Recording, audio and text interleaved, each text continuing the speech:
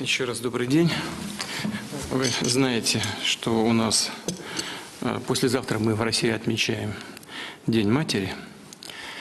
И это не такой не пафосный какой-то шумный праздник, но все-таки день, который наполнен особым, очень добрым содержанием и подчеркивает присущее всем народам нашей страны отношение к маме. Уважение, почитание, преклонение. И в этой связи, конечно, хотел бы вспомнить об этом, но прекрасно понимаю, что для вас, так же как для очень многих других женщин России, чьи сыновья находятся в зоне боевых действий, конечно, отношение к этому событию такое не то чтобы праздничное, а скорее всего связано с чувством тревоги и заботы, в мыслях о том, что с вашими мальчиками, потому что для мамы, в каком бы возрасте ни был ее сын, всегда мальчик, всегда ребенок.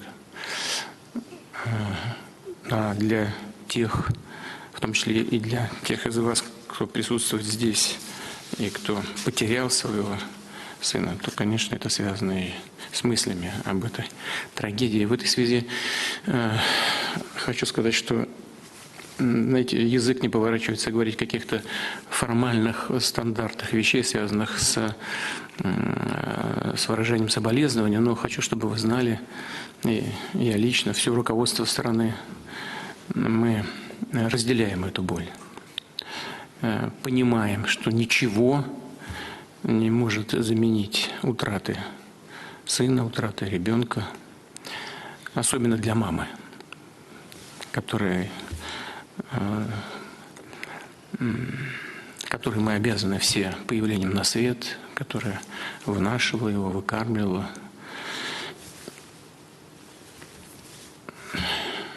Но хочу, чтобы вы знали, что мы эту боль с вами разделяем.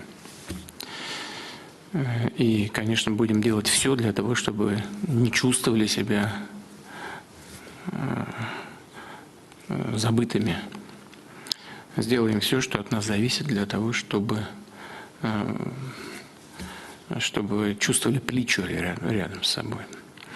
Ясно, что жизнь сложнее и многообразнее, чем то, что показывают на экранах телевизора, либо даже в интернете. Там вообще ничему нельзя доверять. Там куча всяких фейков, обмана, лжи. Там очень много информационных атак, потому что в современном мире, всегда было так, но с учетом современных технологий это стало особенно актуальным и эффективным. Это тоже информация, это тоже оружие борьбы. И информационные атаки – это один из видов, достаточно эффективных видов борьбы. Ну, мы для этого с вами и собрались, я поэтому и предложил эту встречу, потому что хотел послушать вас, как бы из первых уст, что называется, услышать ваши оценки, у вас информация же тоже оттуда поступает. И одно дело ко мне много информации стекается из разных источников, но совсем другое дело – это ваши оценки, ваше мнение, и ваши идеи, ваши предложения. Постараюсь сделать так, чтобы по максимуму все из того, о чем мы сегодня будем говорить, было учтено и было использовано в реальной жизни. Вот это то, что хотелось бы сказать в начале. Вот. Ну, как бы завершая свое такое краткое вступительное слово, хотел бы сказать то, о чем говорю постоянно. Именно о том, что, во-первых, все идет из семьи. И то, что ваши ребята, большинство из них выбрали такую судьбу, как служение Отечеству, защита защиту Отечества, защиту Родины, России, защиту наших людей, в данном случае в Новороссии, на Донбассе. Это тоже результат вашей работы, без всякого сомнения. Это не результат каких-то наставлений и нравоучений. Это результат личного примера. Это всегда так. Вот, потому что чего там и как бы ни говорили в школе, что очень важно, конечно, но все-таки основа самосознания любого человека, основа его ценностных ориентиров закладывается в семье личным примером родителей.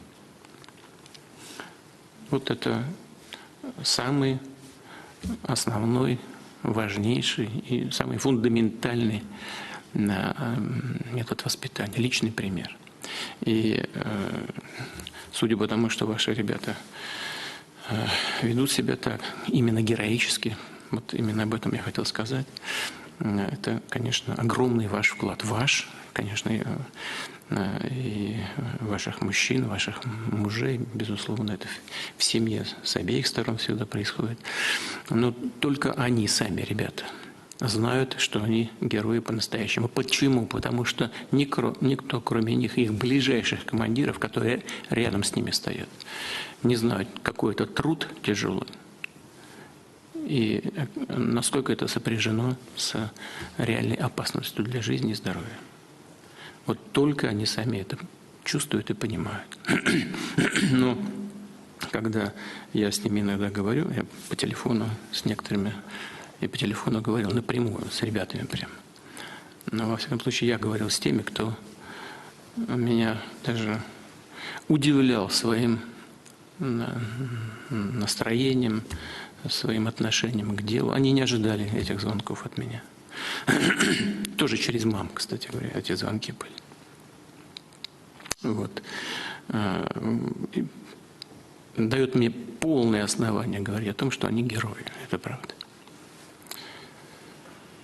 Ну вот. Значит, это все, что я хотел сказать в начале. Давайте так в свободном режиме поговорим.